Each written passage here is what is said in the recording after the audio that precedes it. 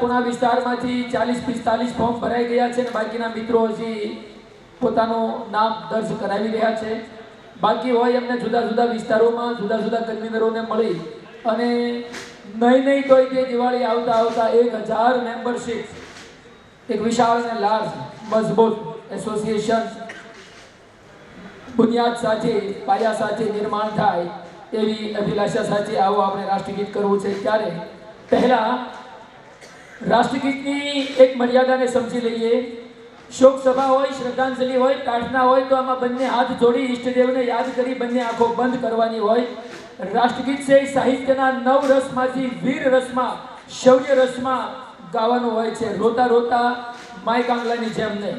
રાષ્ટ્રગીતમાં 2 પગ વચ્ચે 5 થી 6 ઇંચનું અંતર, બંને હાથ સીધા. જો તિરંગો લહેરાતો હોય તો એક હાથની સલામી આપવાની હોય, જો તિરંગો ન લહેરાતો હોય તો અડધી મુઠ્ઠીવાળી બંને સાથે થાપા પાસે ટટ્ટાર સીધા હાથ રાખવાના હોય. છાતી બહાર કાઢેલી, માથું ઊંચું, આંખો ખુલ્લી.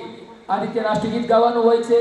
હાલતા ચાલતા, રમતા રમતા, રમત કરતા કરતા રાષ્ટ્રગીત ગવાય નહીં. આવો મા ભારતીને યાદ કરીને તિરંગાના 3 રંગો ઉપર